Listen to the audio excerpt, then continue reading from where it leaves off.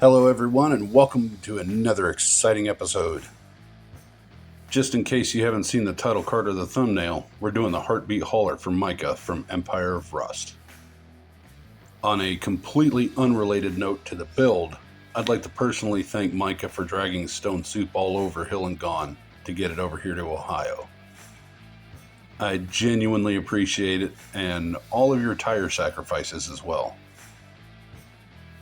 Anyway, first things first.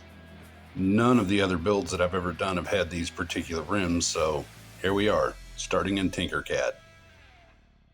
And just a couple other caveats before you see the rest of the build.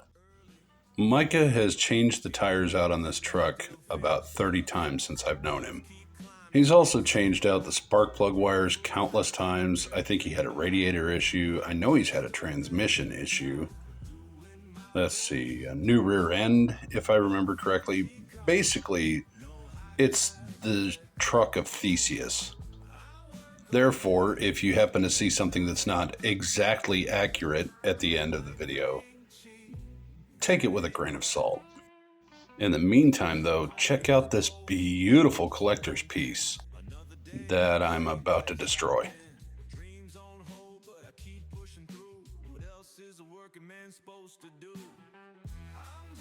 I'm not entirely sure that anyone's ever used a square body as an interceptor, but man, this thing comes with all the bells and whistles.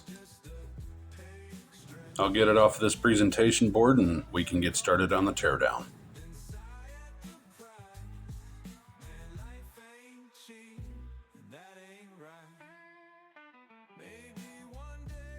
Now this frame does ride way too low to be the frame for the Heartbeat Hauler. That said though, it's an easy enough fix. All I've really got to do is flip it over. Some may say that's cheating. I'm going to call it ease of opportunity. Besides, like so many of my other plans, I'm not exactly expecting that to work out the way I said.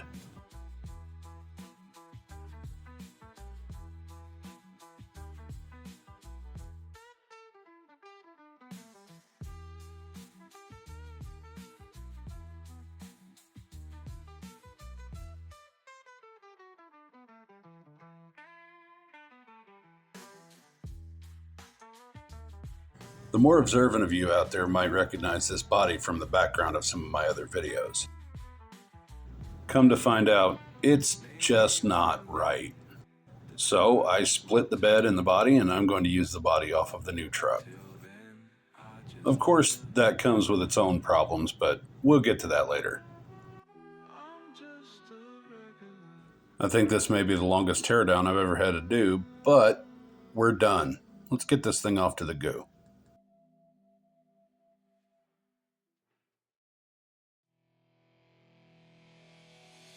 Of course, once the goo's done its thing, we'll get it rinsed off, polished up, and then into primer.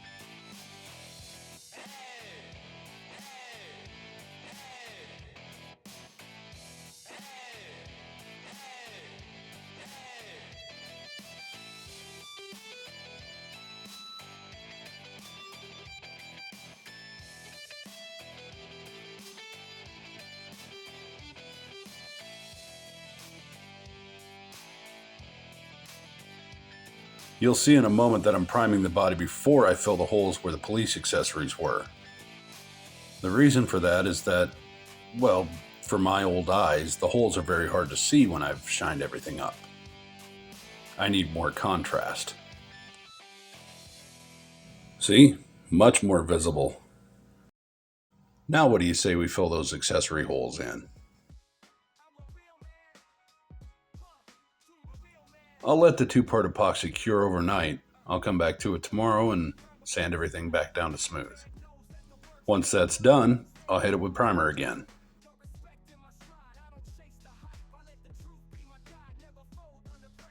In the meantime, though, I need to make sure that the bed is going to be about the right size for the new body. When I built the bed in Tinkercad, it was for the other cab. Now, this one doesn't look too terrible, but I am going to have to get rid of these support structures here. If nothing else, just to be able to clear the way for the frame when it goes back in. I'll take care of all that in the morning, and this cab is going the way of the dinosaur. Well, I suppose I could knock off those support tabs before I toddle off. Well, maybe. This cutting wheel is awful.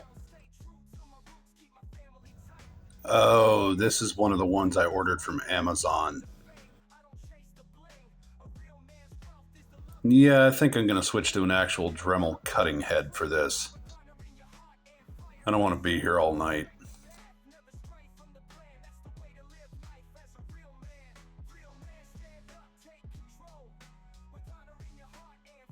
Like Scott always says, that was easy.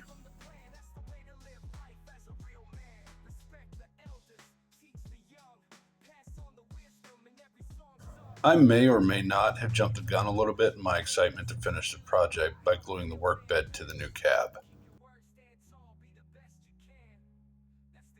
Either way, it's time to start getting that body filler sanded down and getting the body smoothed out. Foggy's little nail file isn't working, so I'm gonna move on to something with a bit more beef.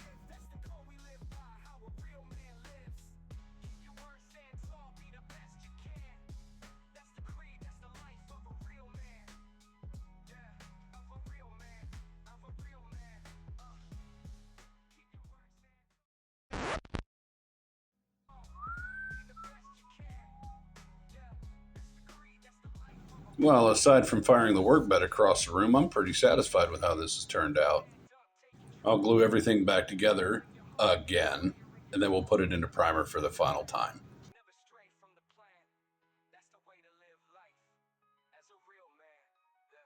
I really need to work on some paint can preservation techniques.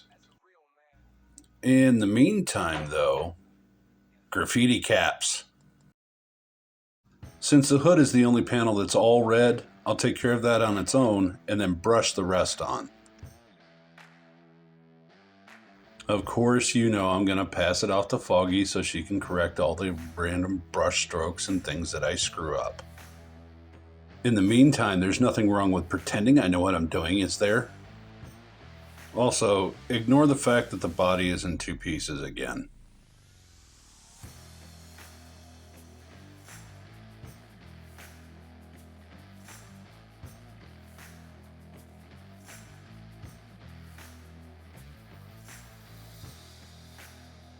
I'll hand the cab off to Foggy, and while she's working on her details, I'll get the work bed and start doing the details on it. Now, I could have painted the boom and the struts on it, but she was already working with the red for the cab, so I let her take care of those. I took care of all the lights and the nylon lift straps on the back.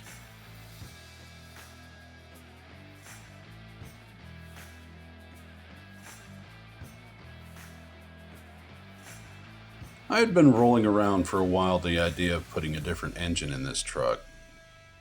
I know by the time it's done, Micah's going to have it powered by some GE jet engine or something anyway.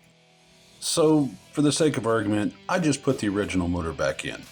It looks a bit like an LS anyway, so it works.